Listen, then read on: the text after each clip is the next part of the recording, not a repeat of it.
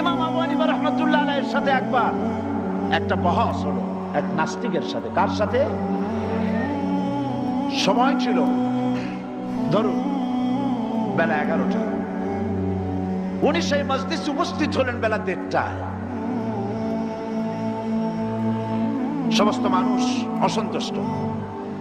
নাস্তিক বলছে যে আপনার সাথে কিসের তর্ক করব, আপনার সাথে কোনো তর্কই করব না, কোনো আলোচনাই করব।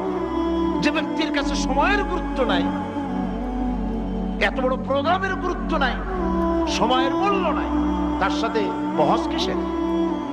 তিনি খুব শান্তভাবে জবাব দিলেন, ইমামে আযম আবু হানিফা রাহিমাহুল্লাহ জান্নাতুল ফেরদাউসে আল্লাহ তাকে স্থান করে দিন। তিনি বললেন, আমারও তো কিছু জবাব থাকতে পারে, তুমি একতরফা অভিযোগ করছো আমার প্রতি। দেখো, আমি আসতে গিয়ে এই বিতর্ক স্থলে, এই অনুষ্ঠানে আসতে গিয়ে প্রতিমধ্যে দেখলাম এক নদী।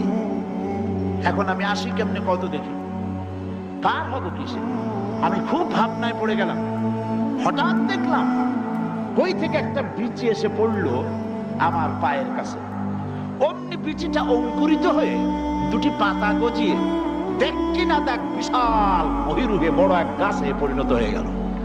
আমি শুধু তাকায় তাকায় দেখি হইল কি, একটু পরে কোত্থেকে একটা করাত এলো, গোড়াটা কেটে দিল, দাঁড়াম করে গাছটা পড়ে গেল। অমনি চিরে চিরে তক্তা হয়ে গেল।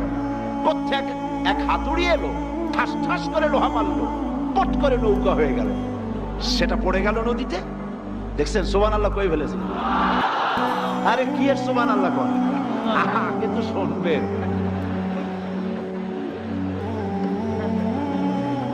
পড়ে গেল নৌকা পানিতে। আমি মোটেই বিলম্ব না করে উঠে বসলাম নৌকায়। কোনো মাঝি নেই, কিছু নেই, নৌকা পাড়ি দিয়ে পার নামায় দিল। সেই যে আমার একটু আসতে দেরি হলো, নইলে দেরি হওয়ার কথা ছিল না। নাস্তিক কয়, সর্বনাশ, এই লোকের সাথে তো বহসের কোনো প্রশ্নই ওঠে না।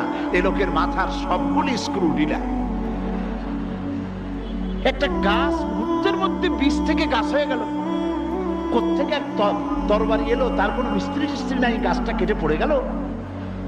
কেমনি কেমনি তক্তা হয়ে গেল, কোত্থেকে হাতুড়ি এলো, ফটাফট লোহা লেগে নৌকা হয়ে গেল, বিনা মাঝিতে পাড়ি দিয়ে গেল। সর্বনাশ, আপনার সাথে আমার কোনো তর্ক নাই, আপনি তো বদ্ধ পাগল। বিনা মিস্ত্রিতে কোনোদিন গাছ কেটে তক্তা হয়? কোনোদিন সেই গাছ দিয়া বিনা মিস্ত্রিতে নৌকা হয়? আমার বন্ধুগণ, ইমাম আযম